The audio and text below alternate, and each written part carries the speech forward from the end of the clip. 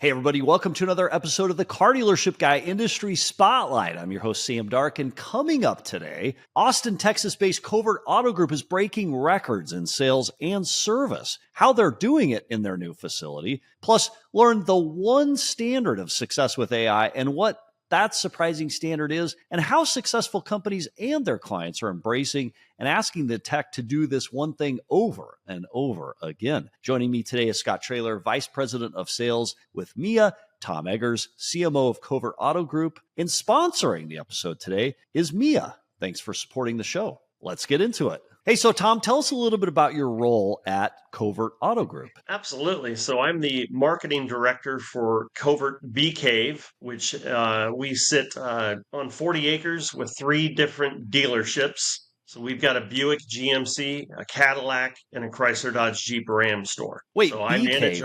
What's a Bee Cave, Tom? A Bee Cave is a city here in northwest Austin, otherwise known as the Hill Country, very affluent area. Okay, very cool. And you handle all the marketing for the auto group? Yes, I handle all the marketing. Props to you and the auto group, by the way. I saw you're over 100 years old. By my ChatGPT research, only 10 to 15 groups or rooftops across the country are that old. And I think you may be the oldest franchised auto group in Texas, yeah? That is correct. Yes, we're on the 6th generation, and our owners are very, very involved. They're here every day and very involved in the operation, which really makes it exciting. That is unbelievable. That many generations. That is pretty cool. Well, we're going to start with the question we always ask, Tom. How's biz from the CMO perspective at Covert? It has been incredible. Our stores were built ground up, and we just in April made 2 years. And every month we just continue to set records, and we are achieving records that we didn't even think possible. You know, last month we had the highest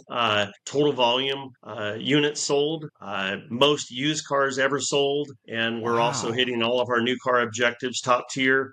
So we're just continuing to grow and have fun. So over 100 years old, but in the last 2 years, you built a new facility ground up for all franchises, and you sit on one complex. And these are records being built at the new being set at the new complex, Tom? That is accurate. Yes. So aside from the new facility, our listeners will want to know, what do you attribute to your success this month? Well, I think it's just a combination of everything. We've got incredible owners, incredible leadership. We truly operate as a team. Everybody is willing to do anything and everything to serve a customer, and we just collaborate together, and we're all rowing in the same direction. And I think and we have a lot of fun, and that is. You know, of course, we have a healthy marketing budget and a great team, but we're just having fun and setting records. So we've had a couple CMOs and the likes on the Daily Dealer Live podcast recently, and we've asked everyone, hey, what are you seeing in digital lead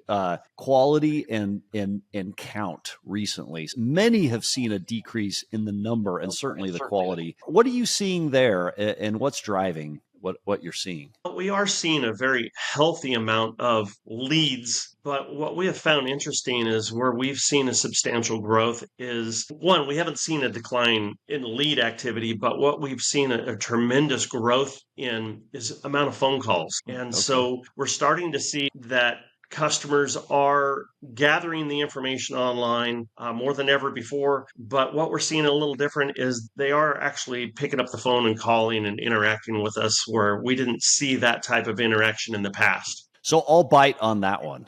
Here's a stat that we've shared recently on the Daily Dealer Live show. 1 out of every 4 calls into a car dealership gets misrouted. So it goes to voicemail. It goes to someone it's not supposed to go to. It goes unreturned. It may even in some cases go unanswered. And many dealers listening to the show have gone and done this test at their own dealership to be terrified at the results. And they find that in many cases, it's true. They are misrouted, which if you think about it, that's somebody who's trying to make contact with you who's unable to, which is insane in today's world given all the technology. Is that a stat that resonates with you and that you found to be true? Sadly, that is very true, sadly. So as you moved into these new facilities a couple of years ago, was there a cost associated or affiliated with that stat, not being able to answer all the calls? Well, we all certainly know that missed calls, misrouted calls, unreturned calls, all of those cost you money. Have we actually,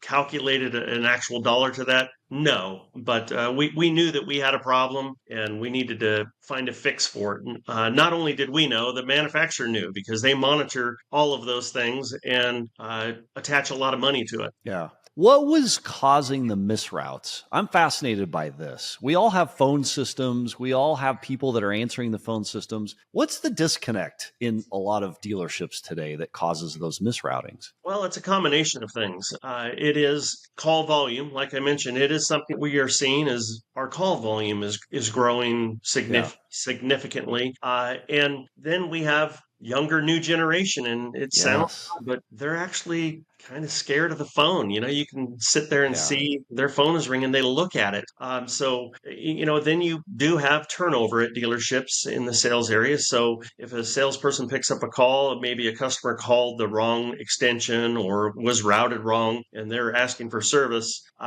They may not have a directory handy, or maybe they don't know how to use the phone properly, or whatever it may be. And that just frustrates customers. A combination of things. And then on top of that is, especially for the service department, if a customer calls and a service advisor is attending to a customer that's in front of them, Yeah. that call's not answered. Tom, That's it's frustrating. fascinating. You mentioned the generational disconnect. Hmm. You and I grew up, assuming you're about my age, you and I grew up with a phone, right? We would talk to people in high school on a phone, and Yes. we knew how to talk. We knew we had manners. And it's fascinating now because I'll call a hotel as an example, and I'll get a pickup. Hey, I can't take your call right now. Can you hold, please? Which, from a manner standpoint, is just not manners, let alone understanding how to take it. What is it about the current generation that it's tough to train manners? They haven't talked on a phone like we have, right? Yeah, that's accurate. I have, grown children that I could call them and they won't answer, but if I text them, they'll text me right back.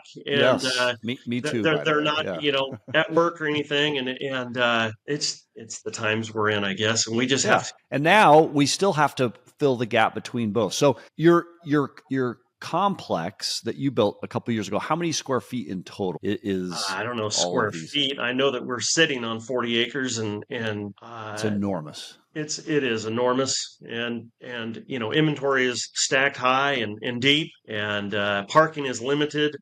We've got another 10 acres behind us that the family owns that we're going to push back and make some more parking available, but we're already at capacity. And how many employees do you have roughly on I that would say complex? probably close to 400. Yeah, yeah. So you recognize this problem. 1 out of 4 calls gets misrouted. You wanted to fix it, both for your OEM, your customer experience, for the reputation of the auto group. What were some of the solutions you attempted to find before you finally landed the solution?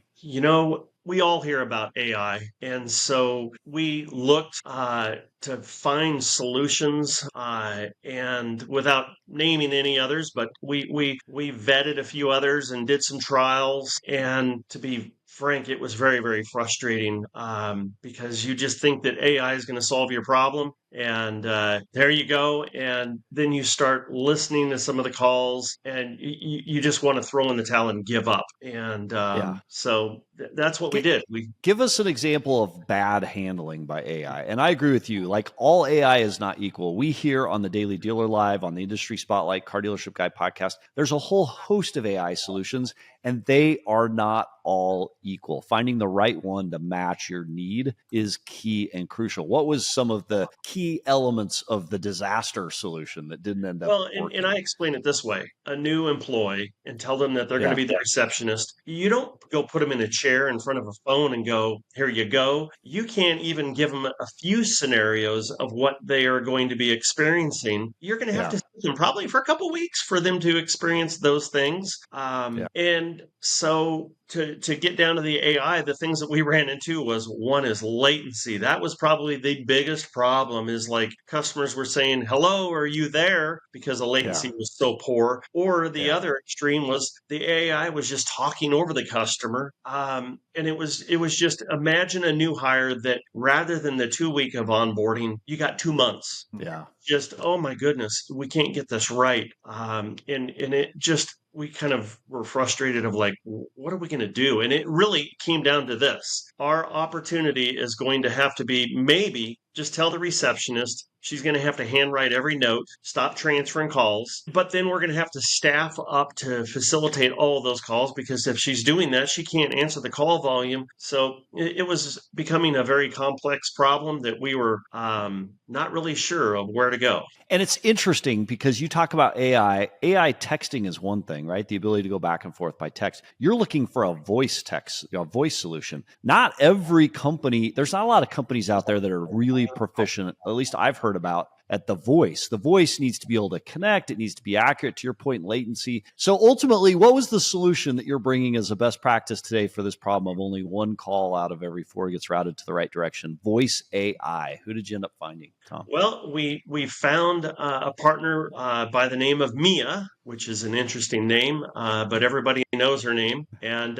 what we found was exactly what we were looking for. And sure, there were some challenges, but those challenges were quickly addressed and refined and got us to where we needed to be very, very quickly. And here we are. So joining us today, Scott Traylor, Vice President of Sales, Mia. You've actually been on the Daily Dealer Live podcast before, and you've got a voice solution. Yeah. Tell us a little bit about what that looked like as you began to partner with Covert however long ago.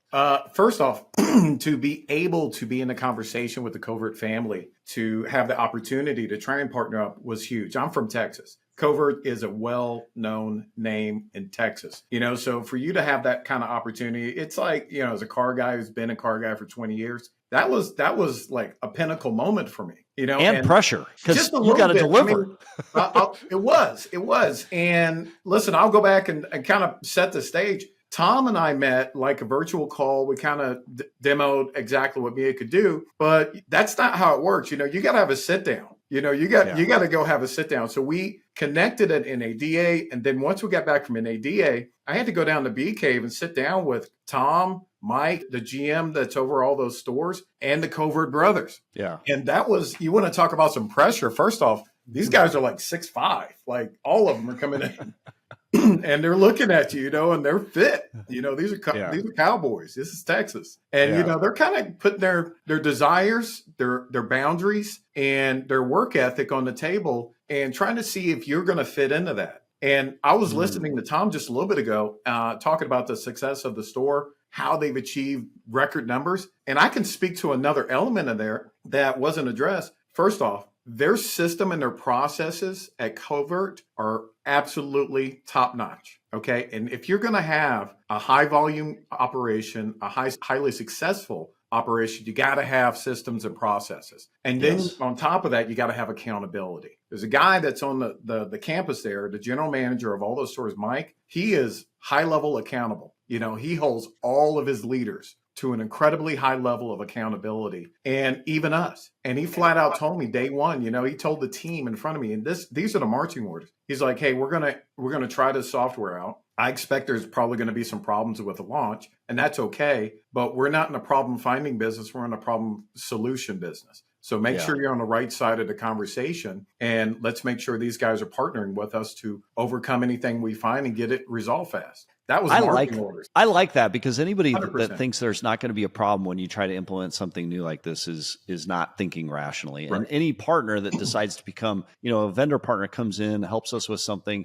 if they become defensive about their product, that's going to be a quick exit as well, right? You've got to be open to hearing about the negatives as well as the positives. So this is voice AI. This is being able to talk to somebody on the phone, for those that prefer the phone conversation. Before we go into what it is and how it works, let's talk about the challenge. Like, what was some of the biggest challenges initially as you tried to implement and install this solution? And Tom, keeping in mind, you actually found some other AI solutions that you quickly eliminated because they sucked. They didn't perform well. Tom, what were some of the initial challenges? Well, the biggest challenge was the latency. That was the first one. Either it was as if someone was not on the other line because the latency was so far out, or the latency was, I guess you call, tight, so that the AI was talking over the customer, and then it just became both became very, very frustrating. So we when we launched Mia, what we did is we anticipated challenges. And as Scott mentioned, our leadership said, hey, listen, we're going to have challenges. There is no perfect solution out there. We're going to have challenges, but we're going to communicate and we're going to work through these. And we're going to see if Mia is truly a partner or just someone trying to get some money here. Right. So I want to share with you an experience I've had on our teams and see if it resonates with you. When we implemented AI into our BDC initially, I felt like the BDC didn't fully understand the benefit of it, and they started to compete with it. And all of a sudden, that's a losing proposition because you're trying to outperform or you're trying to discount the production that this AI tool provides, not understanding that it's not a competition, it's an enhancement to what you're already doing. Was there any of that, Tom, like vets looking at it saying, well, I can answer the phone better than this thing can, right? I mean, I can hear that almost in the Texas accent, which you, by the way, do not have. But, was there any competition? We communicated with our staff early on, and we made it very clear that this solution is not here to replace anybody. It is to take the heavy lifting off. So, the AI really did that. It was able to schedule appointments, reschedule appointments, answer questions, route calls. So we really positioned it as Mia is going to do the heavy lifting so that we can give better quality service. They can feel more, they can give customers more time rather than having to rush to get to the next one. And so I really believe that taking that approach was the most helpful. Now, did we have a few, was very critical? Absolutely. But actually, those people helped us more than anybody else as far as feedback and just gave us the opportunity to review things closely, tighten things up quickly, communicate with all of our team that, hey, we found this thanks to feedback. And Mia was able to make these adjustments immediately. Tom, give us an example of one of the feedback, because I actually have a theory too. I think the better the technology and AI, at least in my own experience, the worse the field support and the worse the feedback loop is. The worse the AI, the better the field support. So if you found something where you actually have really good AI and then you've got really good field support, I think that's a unicorn a little bit. So give us an example of a feedback item that you took to Scott's team and said, hey, this sucks. This has to get better for us to continue, and then how they responded. Well, first and foremost is the onboarding process was very thorough on the Mia's part. We missed a few employees, whether it was a recent new hire or someone's name on paper was one thing, but they go by a different name. So Mia was unable to transfer a call because that person didn't exist, according to Mia. A challenge that we ran into was customers were calling in asking for the service advisor, Michael. Sounds pretty simple. But he also goes by Mike. Mike and Mikey. Yeah. A variety of different things. Yeah. Some language barriers. Some people are a little harder to understand. And so, we just brought that to Mia's attention and they made little adjustments and things were fixed. And that's what was most important is that, yes, we had some challenges. The buildings weren't catching on fire. We weren't having those types of challenges, but we gave them a lot of feedback and they were just on the fly to make all of these adjustments. And I get reports 4 times a day of calls where I can listen and review to them. And I used to every single one of them. And now it's gotten so good that I don't even need to review those calls anymore. That's the interesting component about AI technology is you train it, and as you train it and it gets to know your organization, it becomes better. So Scott, let's turn to you with Mia. Where did this idea of voice AI come from? And how do you rank in terms of other providers? What makes Mia better than everybody else out there? Yeah. So first off, where did it come from? Early on, and just giving a little bit of a snapshot of my history, I'm a car guy. I'm a car dealer by history. I've been a dealer operator 20 years. I started out in sales, went to internet director, went to finance director, went to sales director, went to GSM, head of sales, 10 years over at Berkshire Hathaway Automotive, and then went to Sonic. Wow. So operating a dealership is something that's all I've ever done. And so when ChatGPT came out, my initial thoughts, and this is 2023 in April, there is an incredible solution here. And I'm not smart enough to figure this out, but I know it's here. The writing's on the wall. something here and we need to apply it to automotive. And so I reached out to a local university, met Brian, he's our CEO. They were actually working on the automated phone experience. They said it sucked. It was horrible. It upset more people than it's resolved for the client. And they wanted to attack it with the chat GPT that had just dropped. And so I told these guys, hey, if you channel all of this energy just into the automotive industry, if you channel it into automating the BDC, this is going to show value in every store in America. And they looked at me, and these guys are highly intelligent engineers. They asked me, what the heck is a BDC? And so that began their history and their life in the car business. And we started really diving into the problems, the bottlenecks, the log jams, missteps in traffic management in a dealership. And we started really putting this tool together. My wife has a very difficult name. All dinner reservations go in my name. And so an early test with Mia was her saying my wife's name accurately, Kamisha. She was like, hello, Kamisha. And we were like, we wanted a touchdown or something, you know? Yeah.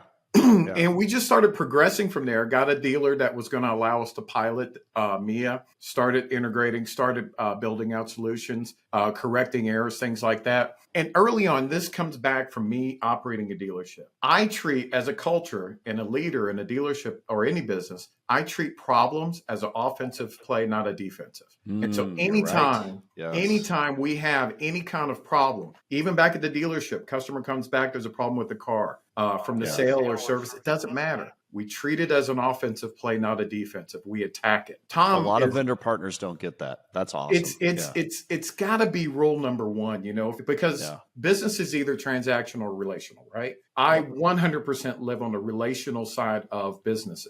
Okay. When Tom and I started building our relationship, building our partnership, there was an individual on his team, and she is so passionate about the customer experience. This is what drove the feedback. It wasn't from any other place. Okay. It was from a literal heart that she's passionate about the customer experience. She looks at her customers like her family, and she wants to make sure they're well taken care of. And so she was giving us some incredibly detailed feedback so that we could elevate to her that level, because she takes care of her customers. But how does that look in real time? We literally parachuted into a store.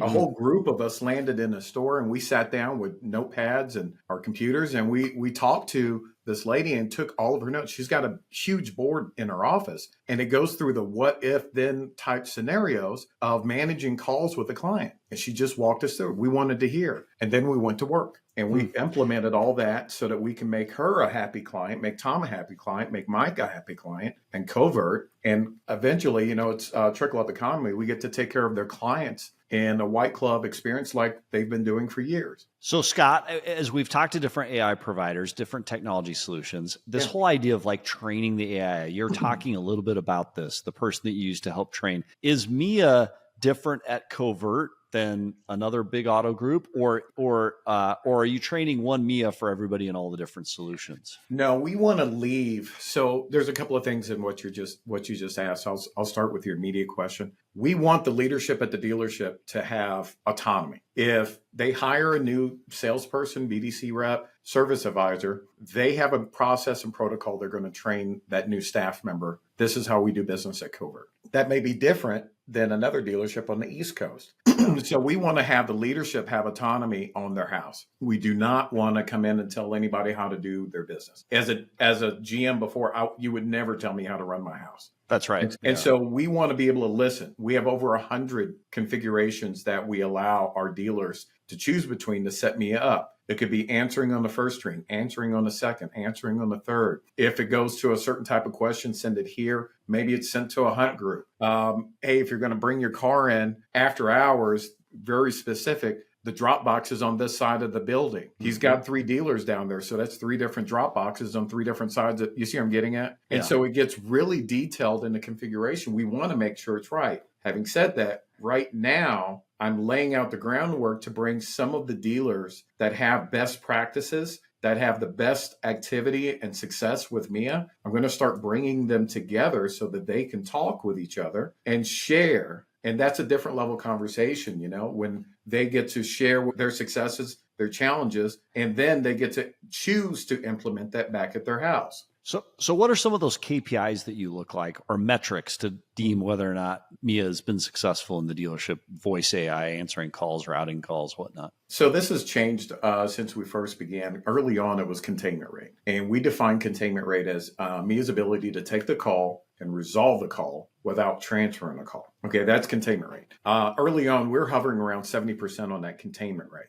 Earlier this year, we made some improvements and we were able to offer our clients unlimited calls. And so a lot of our clients are having extremely high success with Mia. They wanted to pivot and have Mia answer on the first ring so that she could either triage the calls, send the more difficult calls to a BDC or some sort of human, but she would be taking more calls. Well, just math, you know what conversions do. If you do that, it's going to dilute your conversion. Where we were at 70, it's going to come down. And so now we're looking at different metrics for what is success. Because if she's going to act as a receptionist, which she's doing in a lot of my dealers, not all, but some, then transferring the call to its destination is success. Yeah. If somebody calls in and says, I want to talk to Sam Dark, if that call reaches if it reaches your desk, that's success. And so we're coming up with a new set of KPIs to kind of balance this out so we can communicate this to our clients and kind of speak more intimately and detailed about it. In my own world, I can't tell you how many misrouted calls I end up getting for someone else, Really? Not for me. And who knows? Yeah, it's interesting that way. I mean, I think it's the human element, and I don't get a high call volume. Most people, if they need to get a hold of me, they get a hold of me on a cell phone. So the dial through from a receptionist ends up being you just triggered that because that's an interesting insight. Tom, you mentioned OEM pressure or OEM suggestions being one of the things that kind of pushed you towards this solution. Definitely. What are the benchmarks that the OEMs look at to deem whether it's successful or not, the ones you work with? Well, they want over 95% of our calls to be answered, routed, and picked up 95% of the time during business hours. That is, as we initially spoke, that's challenging. What were you at before and what are you at now? Yeah, we were not at that benchmark, and that's what drove us to make these adjustments. And now we are over that threshold and haven't looked back. All right, so Tom, I got to throw a challenge out to Scott, and I told Scott this on the Daily Dealer Live when he was on last week. We hear all about this AI. We all know not all AI is equal. And everybody describes what it does. You even said, hey, the if then, kind of the decision tree, kind of how you train it. Everybody talks about how it works, but so few companies are willing to actually show it. I got a challenge for you. This would be a Daily Dealer, or actually, I guess, Industry Spotlight first. A live interaction with Mia. How do we get a hold of Mia and interview Mia on this show and just show how this works? Okay, let me get you a number real fast. Sam, look in your chat. There, all I right. put a demo number I've got there. The phone number. Yep. This is going to go to our virtual service line. We have a virtual dealership that we have set up for practicing and testing out Mia. And if you'll ask for an oil change, as if you were just looking for the next available, whatever, ask for an oil change, you can have a conversation with Mia. So again, going back to the old world, 1 out of 4 might get rerouted. And then I do know there's typically time spent trying to figure out who do I talk to and then looking at the schedule. So let's check this out here. Now, I've got the producer in the back of the world. Sometimes had I had a little bit more notice, I could have figured out how to put my phone into the soundboard. I'm just going to hold my phone up here. So we'll see how this doing works. An old school, man. Yeah, doing it old school. And then they can call me out if this doesn't work right. So here we go. Let's see. Can you hear that? Yeah. Good. Okay. Calls may be recorded for quality assurance purposes. Thank you for calling Eclipse Auto Excursion. This is Mia. How can I help? Hey, Mia, I just need to schedule an oil change. Sure, I can help with that. Could you please provide me with your full name? Yep, my name is Sam Dark, D-A-R-C. Got it, Sam. Thanks for that. What day are you hoping to come in for the oil change? It's 3:30 already, but could I come in today? Okay, just a moment. All right, let's see. Unfortunately, we don't have any slots available for today. However, we have plenty of openings on Friday afternoon, June 13th, around 12:30 p.m., 12:45 p.m., and 1 p.m. Would any of these times work for you? I'll take the 1 p.m. appointment. All right, Sam. You're all set for the oil change at 1 p.m. on Friday, June 13th. Anything else you need help with today? I think that's everything. I appreciate your help. Thank you. You're welcome, Sam. Have a great day and see you on Friday. All right. Thank you. Interesting. She put me right in. She knew the slot. The latency, to your point, was pretty quick.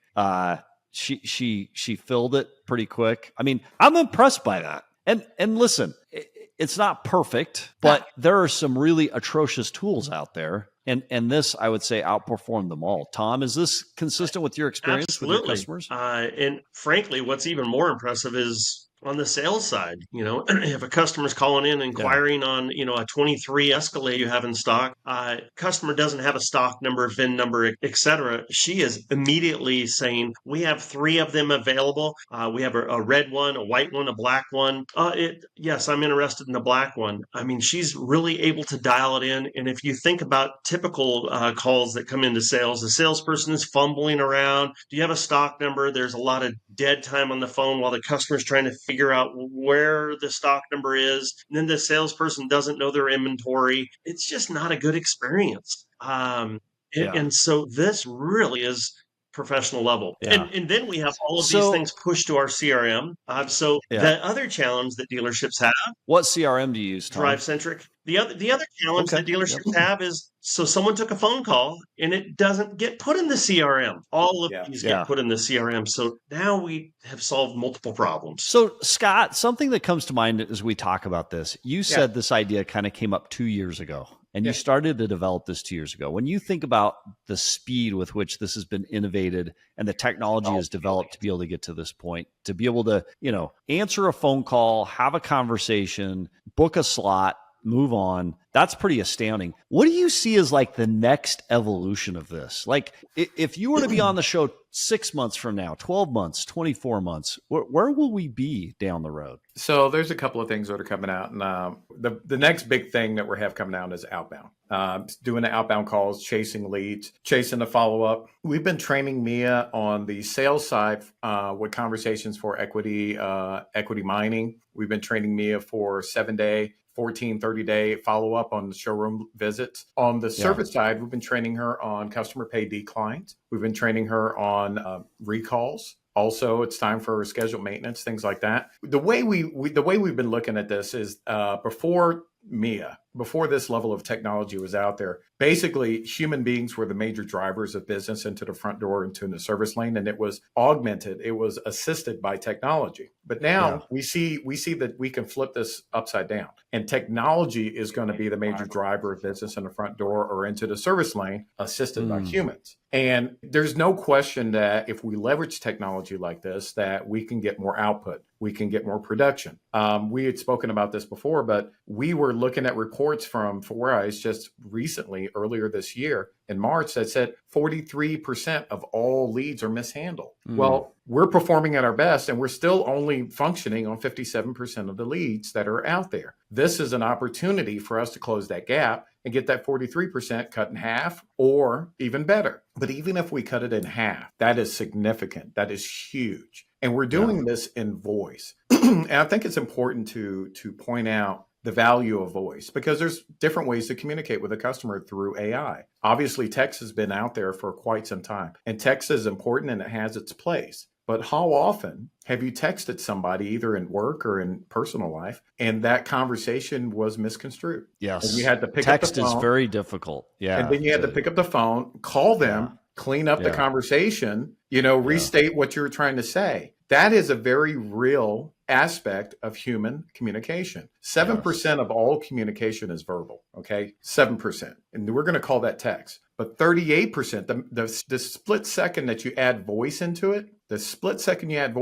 you pick up tone. And that's an additional 38% of understanding and engagement with the human being. So if you have verbal and tone, that's 45% engagement with the human mind. That's where we sit right now. The last part of that is 55% is body language. And so we can't achieve that right now with AI, but we can get a better engagement. We can get a better communication with the human being by just switching over to voice like we have. What's interesting is you go back to that call we just had with Mia. Like there is tone to that voice. There is kind of the pause or kind of the like you do get tonality, even though it's an AI voice. And this is something we're diving into to improve, because with tone, what we've been able to accomplish, and this is very important, we've been able to see that the human client, Tom's client, talk to Mia with kindness. They say, thank you. That was good. You're pretty good.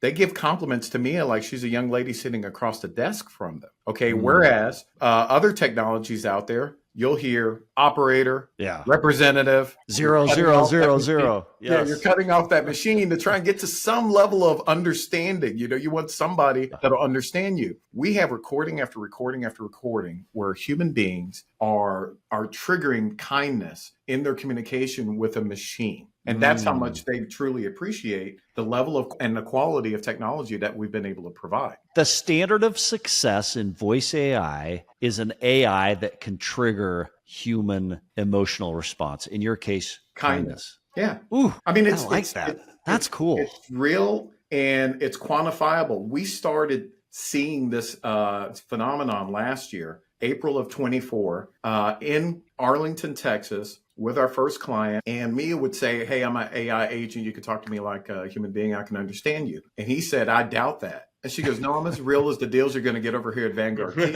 And that's good. You could feel him sit up. That's good. Seat. You know, it was like, oh, you understand me. She's like, can I help you in sell, service, or parts? And by the end of that call, he was calling her ma'am. Wow. By the end of that call, he was addressing her as ma'am. That's when we really started seeing that we were impacting the experience of the client in a deeper and more real fashion. And the clients were appreciating it and responding with kindness. And it was amazing. And we've just been able to push that envelope since then. Scott, you really took away kind of the last question with already an answer, which is with this field being littered with so much AI technology, with there being so many choices out there, so many different vendors trying to have conversations with dealers about AI-driven tech, what is the bench for success? And you said it. I think voice AI is a leg up on text. Yeah. And that voice AI that triggers an empathetic response from a human being and encourages that engagement, that's the gold standard, is it? 100%. Yeah. Interesting. Well, you know what? An amazing conversation today. I appreciate both of you. Tom, thanks for bringing us a best practice for getting that response rate for your phone calls, not only for your customers, for your OEMs, and for your to continue the tradition of this 100-plus-year-old dealer group in Texas. We appreciate you bringing Mia to the industry spotlight today. And Scott Traylor, appreciate you both being here.